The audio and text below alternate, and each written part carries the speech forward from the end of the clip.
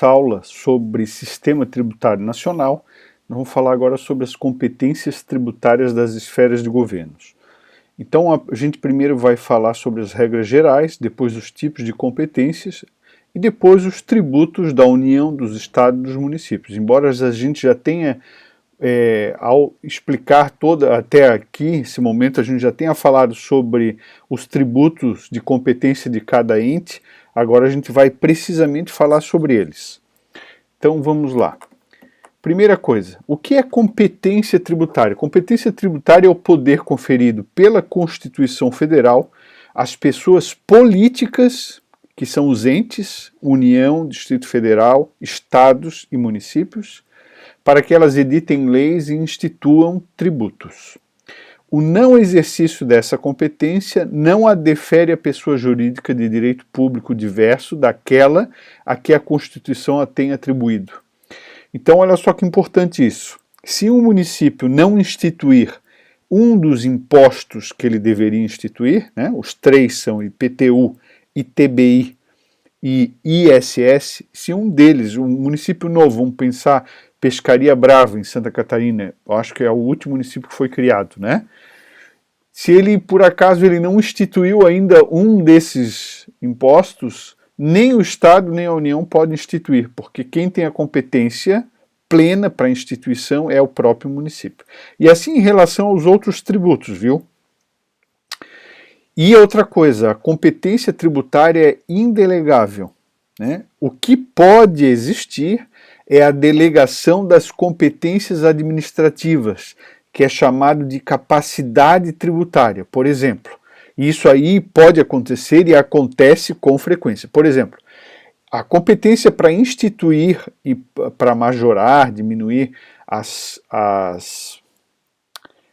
contribuições das categorias profissionais é da União. A competência para instituir aquilo que a gente paga para o CRA, para o CRM, né, para o CRC, Conselho Regional de Administração, Conselho Regional de Contabilidade, assim vai, né? Aquilo é um tributo, como já foi explicado, é uma contribuição especial do tipo corporativa. A competência para instituir é da União, porque isso tudo é da União. Mas quem exerce a fiscalização, arrecada e gerencia o dinheiro não é a União. É uma autarquia federal, então houve a delegação de competência, tá certo? Uma outra situação, as taxas cartorárias. Os cartórios são serviço público delegado para particulares.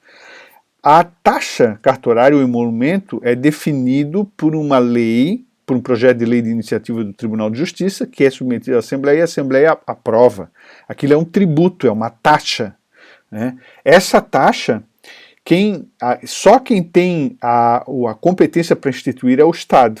Mas o Estado delega o gerenciamento, o recolhimento dessa taxa e o uso do dinheiro ao particular que foi delegado o serviço público, que é o serviço de notarial, né, de cartório.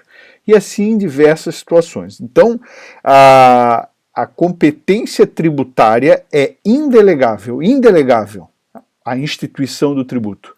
O que é delegável é capacidade tributária, ou chamada também de competência administrativa, para recolher, para fiscalizar o tributo, etc. e tal. Bom, o que é capacidade tributária? A competência tributária é indelegável, está aqui escrito, inclusive, salvo as atribuições das funções de arrecadar ou fiscalizar tributos, ou de executar leis, serviços, atos ou decisões administrativas em matéria tributária, conferida por uma pessoa jurídica de direito público a outra nos termos do parágrafo 3º do artigo 18 da Constituição. Essa regra está lá no CTN, né, Código Tributário Nacional. Bom, nós temos também competência concorrente, ou seja, o que é competência concorrente? Concorrem União, Estados, Distrito Federal e municípios.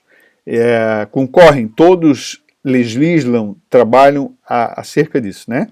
A União compete, então, estabelecer as normas gerais. As unidades federadas compete suplementar as normas gerais da União mediante lei própria. Por exemplo, existe uma lei chamada Lei Candir, que ela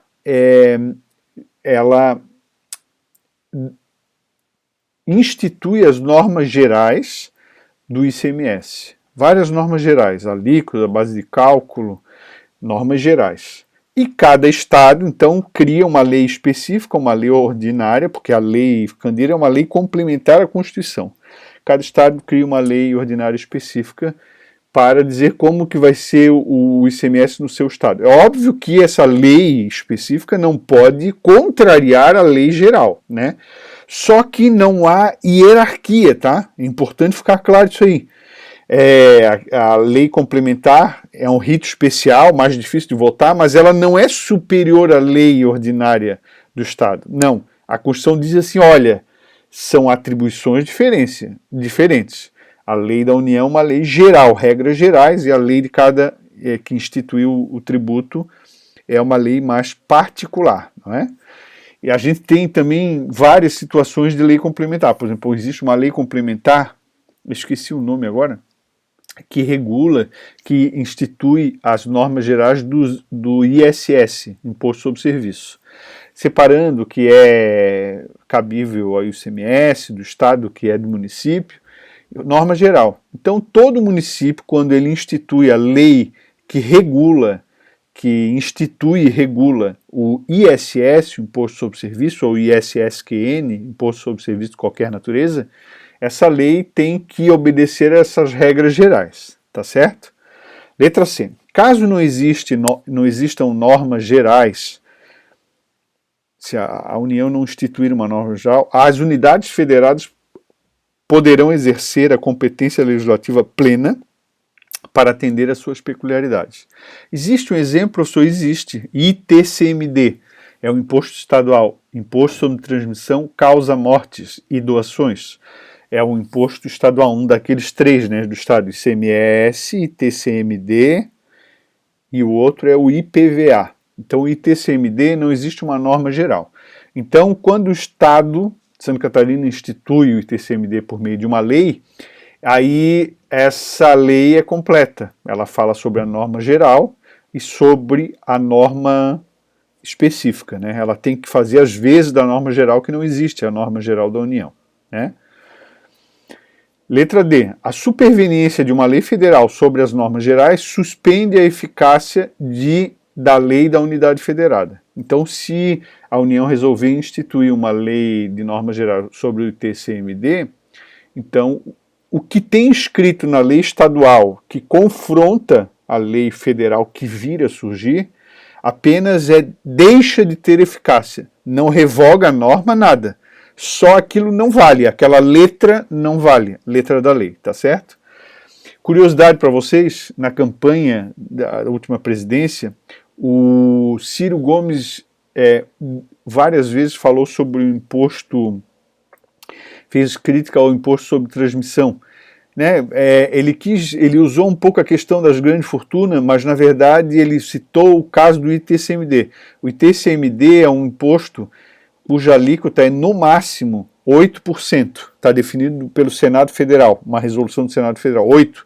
E ele sempre batia na tecla que é muito baixa essa alíquota, deveria ser maior, porque uma pessoa multimilionária passa para os herdeiros, né, o patrimônio e a tributação só abocanha no máximo 8% daquela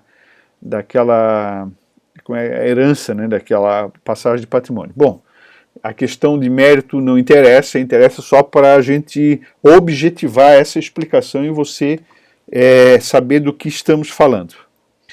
Continuando, lá no artigo 146 tem uma regra dizendo assim, em relação à competência, cabe a lei complementar. Então essa regra diz assim, olha gente, não pode ser lei ordinária, lei normal, com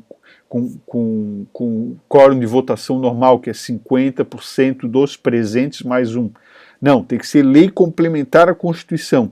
50% de todos os membros do Legislativo, sejam vereadores, deputados estaduais, deputado federal e senadores. Então, cabe a lei complementar dispor sobre conflito de competência em matéria tributária entre União, Estado, Distrito Federal e Município.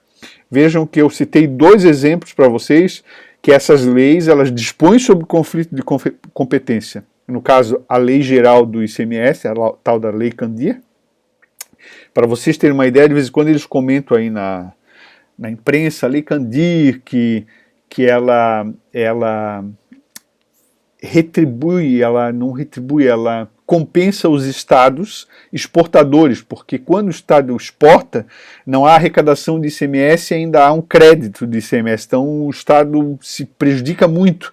É o caso, por exemplo, de Santa Catarina, que é um estado exportador, né? Aí essa lei diz assim, nós vamos fazer um subsídio, vamos passar uma compensação por causa dessa perda. Então todo estado exportador tem essa compensação. E vejam, estado que não é exportador não tem.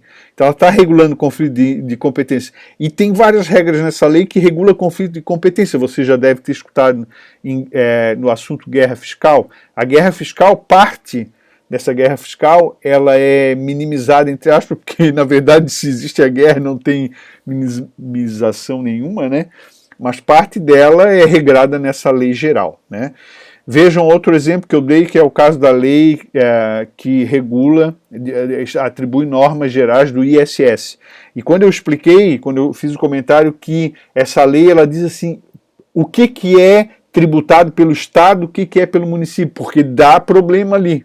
Porque se você olhar o nome do ICMS, o fato gerador, é Imposto sobre Circulação de Mercadorias e Serviços. Então tem alguns serviços que são tributados pelo ICMS.